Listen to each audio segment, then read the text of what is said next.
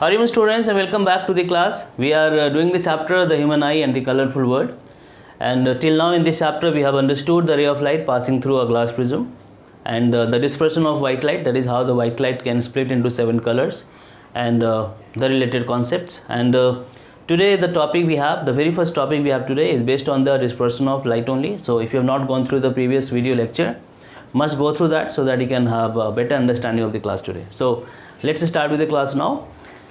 And if you are able to see the diagram, and the heading is already written there, that is rainbow. So we know what is rainbow, that is in the atmosphere sometimes we are able to see different colors of the light, that is mostly after the rain and or nearby the waterfall. So if you talk about just after rainfall or nearby some waterfall, you are mostly able to see the different colors of the light, that is white light. That is a kind of dispersion or the spectrum you are able to see in the atmosphere, and that is given the name rainbow. So naturally it is happening, and from there we are learning and understanding the concept properly also. So we are going to understand, that is if we are able to see the rainbow in the atmosphere, that is mostly after the rainfall or nearby the waterfall, you will be able to see the dispersion of light or the spectrum, then why it happens and how does it take place. So today we are going to have the understanding of this very first, that is overall we can say this is the natural spectrum that is visible after rainfall, visible in atmosphere after rainfall or near the waterfall. So this is how we can define. There is no particular definition of the rainbow, but we know overall we are able to see 7 colors. Not all the 7 colors visible to you because our eyes are not so sensitive to the violet color, but still we are able to see maximum colors of the white light in the atmosphere, and that is just after the rainfall sometime or maybe nearby the waterfall. Most of the time you are able to see the rainbow. And let's understand the concept, how does it take place and what are the different concepts we have related with the rainbow formation, and what is the condition also to see the rainbow, because to see the rainbow in the atmosphere also there is some condition, otherwise the rainbow may be there in the atmosphere but you may not be able to see that. Okay, so very first I have made a very simple diagram, and this a kind of circle which is visible to you, it is a kind of water droplet. I am showing a bigger picture so that we can have the understanding, otherwise you know water droplet is not this much size. So this is a spherical water droplet that you have to remember. So I am writing also so that you will not be confused. Quite a spherical water droplet we have in the atmosphere, and just after rainfall you know we have lots of water droplets in the atmosphere. So let's just take one water droplet in the atmosphere, and the white light is passing from air to water droplet. So here we have the air, and this is the water droplets. So sometimes it is possible that the water droplet will behave as a prism. So we know one thing, that is if the white light will pass through the glass prism. Glass prism means somehow the white light will be able to split into 7 colors. So same thing is possible with the water droplet also. So once the white light will pass from air to water droplet, what will happen? At this particular point X, the dispersion will take place. That is the white light will split into 7 colors. I am not showing you all the colors, I am showing you the extreme 2 colors, that is red and violet. So we know one thing, that is once the white light will split into 7 colors, red will be always at the top and violet will be at the bottom. Same thing is here also, that will not change because we have understood violet has minimum wavelength, so it will have maximum deviation. Red has maximum wavelength and minimum deviation, so it will follow there itself. So here we can say the first time at particular point X, what is happening, that is dispersion is taking place.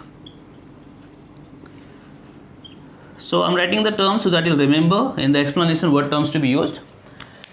Now within the water droplet the light will travel, all the 7 colors will travel. So I am not showing you all the colors, so race colors are between red and violet. Now what is happening here, Now you are able to see at particular point, let it be PQ. What you are able to see, that is the 7 colors will be reflected back within the water droplet. So at P and Q I am showing you two different color, that is at P the red color is reflected back, at Q the violet color is reflected back within the same water droplet, and this phenomena is called total internal reflection. So let me write down, then I'll tell you the meaning also. So at P and Q, that is total internal reflection. So we'll discuss about it in brief, what is total internal reflection, but you should know. So very first, at particular point X, there is the dispersion of light. So that white light is splitting into 7 colors. Now all the 7 colors will have the total internal reflection, that is all the 7 colors will be reflected back. So when the colors will try to escape from the water droplet, that is from the water droplet to the atmosphere or the air, it will not be able to escape directly, but it will have the reflection within the water droplet, and that is called total internal reflection. For that also we have a particular condition, that is there should be a particular angle of incidence so that the rays of light can be reflected back within the same medium, and that is called total internal reflection. And this is only possible if the light will try to move from denser to rarer medium. So you can see here, this is the water and this is air. So in some case, in some special case, when the light try to move from denser to rarer medium, then in that case at particular angle of incidence, it is possible that the entire ray of light can be reflected back. So no refraction will take place, but reflection will take place within the same medium, that is denser medium.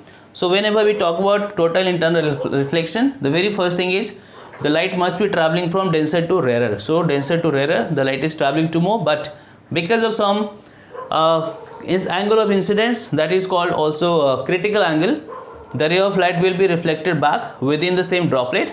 So we can say total internal reflection of all colors will take place. But I am showing you only red and violet, rest colors are in between. So we understood, here we had dispersion, here we have total internal reflection. Now if I say this is my M and N points, again in between M and N we have other colors also, 5 colors we have, so including these two, total 7 colors we have.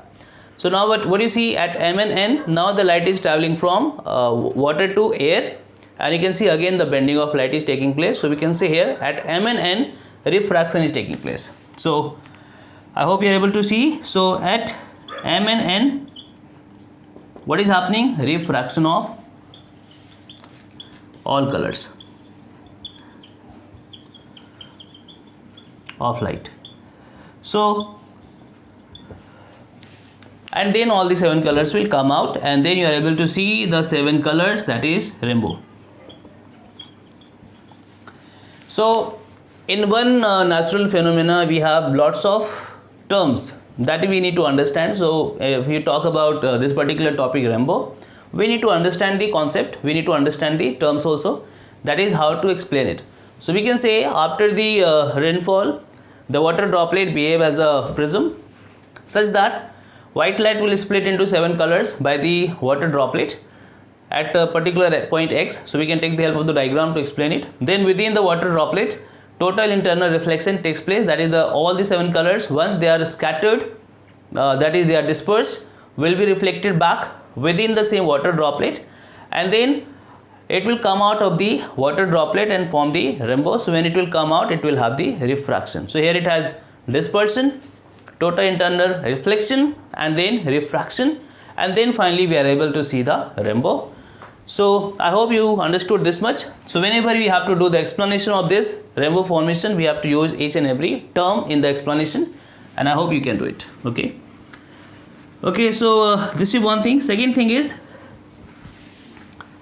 you should write down, that is total internal reflection. I am giving a brief meaning because this is not in syllabus in class 10th, that is in again 12th class, the meaning of total internal reflection, but only you should know the meaning, that is the ray of light gets reflected back within same medium when it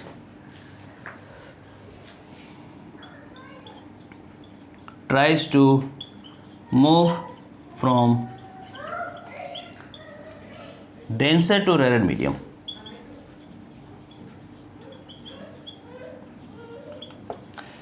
So the condition we have, that is only if the light will try to move from denser to rarer medium, then total internal reflection is possible. That is, the ray of light may not be able to escape but can be reflected back within the same medium, and that is given the name total internal reflection, and that is only at some particular angle of incidence, that is also called critical angle. So one more thing can be written here. So I hope you understood the meaning, and one more thing is to write down, that is for a particular angle of incidence,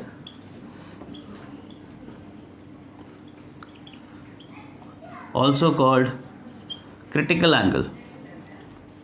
The name is given critical angle, the total internal reflection takes place. So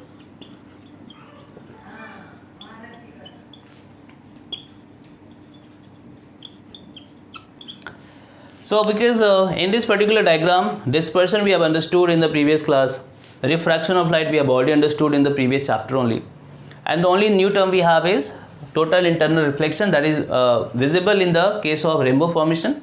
That's why we need to have some basic understanding, not much in detail. That is, the ray of light can also be reflected back. So in place of refraction, reflection can take place because of some critical angle, that is also called angle of incidence or particular angle of incidence, and this is visible in the case of rainbow formation. So I hope you understood. So we understood what is rainbow. It's nothing but natural spectrum we are able to see in the atmosphere because of the dispersion of white light by the water droplet, and then we come to the explanation here, that is white light get dispersed by the water droplet, and then total internal reflection takes place, and then refraction takes place. Finally all the 7 colors come out from the water droplet, and we are able to see the spectrum in the atmosphere, and that is called rainbow. Okay, this is one thing. And next thing you should know, that is in the note we can write down in the rainbow formation. So the very first thing is, in general when you see the rainbow, it looks like this. Okay, so all these 7 colors may not be visible, but most of the colors of the white light are visible in different a semicircular ring like structure. But you should know, whenever the rainbow is formed, it's not semicircular, it is circular. So rest colors, all the colors are there which you are able to see also, but you are not able to see the entire rainbow. So you may be able to see only the half or less than half part of the rainbow. You may be able to see this part.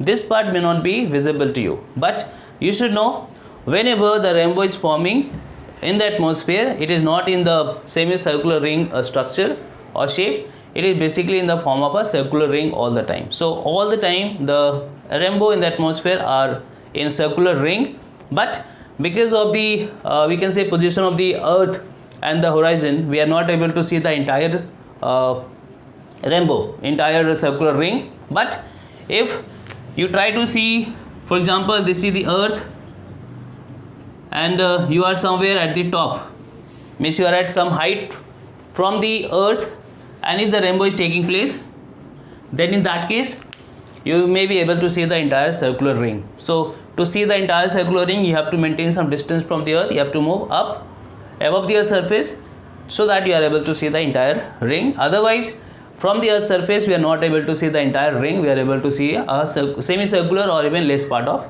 even less than that of the rainbow. So one thing you should remember here, that is rainbow is always in circular, always circular. Ring or concentric rings. So I think ring is more than enough, because when you talk about rainbow, all the colors are there. Is always circular ring, but we see a part of it. a part of it that is semicircular due to position of earth. So we can say due to position of earth or horizon. So if you try to see if you want to see the entire rainbow, then you have to go above the earth surface so that you can be able to see that. Okay, this is the first thing. Second thing is the condition to see the rainbow. Okay, so very first thing is if the white light is coming from this direction, so the light source is here. So if this is the light source, the light is coming from this side and the water droplet is here, so that it will form the rainbow, that is 7 colors. So this is red and violet. So this is the condition we have. The light is traveling from one to other direction, then the water droplet will disperse the light and the rainbow formation will be there. But this rainbow you will be able to see only if you are standing somewhere here. Yes or no? So let's understand this condition also. That is, the rainbow may be forming in the atmosphere, but to see that rainbow we have some condition to see that. Okay, so very first, if this is the condition, this is the water droplet,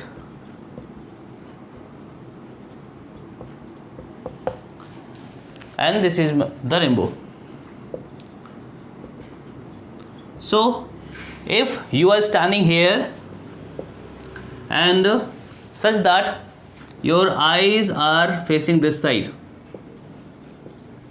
means if for example the water droplet is in front of me this way and the light is coming from my back, you can see the light is coming from the back, and then only if the light will be dispersed by the water droplet I will be able to see that. Okay, so very first, if this person is facing this side, for example if the eye of this person is this side, then he will not be able to see that rainbow. Okay, even if this person is standing here,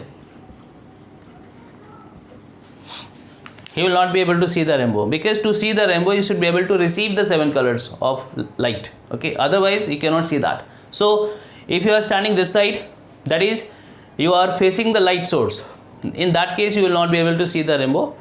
If your light source is at the back and then if you are receiving the light from the water droplet, you will be able to see the rainbow. So we can say very first thing is, if you have to see the rainbow, then you must be facing the water droplet somewhere and the light source should be behind you, that is the light source should be coming from your back side. Only then you are able to see the rainbow, otherwise the rainbow may be formed in the atmosphere but it may not be visible to you. So that is the condition we have, that is we must be facing the water droplet, we can say, or the light source,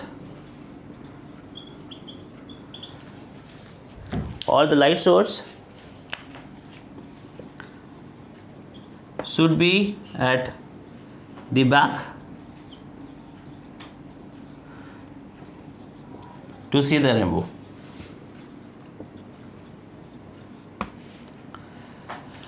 So I hope you understood. At this particular position, if you are standing, you are not be able to see, because to see the colors you should be able to receive those light. Here you are not able to receive because the light is dispersed and now it is coming in this direction.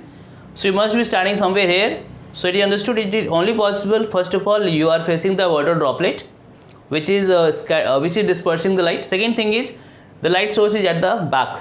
So if you are facing the sun, like you are standing here, if you are facing the sun, then in that case you cannot see the rainbow. So the sun must be at your back and water droplets should be in front to receive the 7 colors or the most of the colors of the rainbow, and then you are able to see that. Okay, so I hope you understood what is rainbow, how does it form, and what is the condition to see the rainbow in the atmosphere. And in general, one thing you have to remember, rainbow is always circular in shape, but we are not able to see the entire rainbow at a time because of the position of the earth. We can say we are not able to see the entire circular ring. Otherwise, from the distance, from the height, from the earth surface, we are able to see the entire circular ring, and that's why we know that in general the rainbow is in circular shape. So that is what we have today. That is just we need to understand the rainbow in today's class. In the next class we are going to talk about the next phenomena we have based on the light.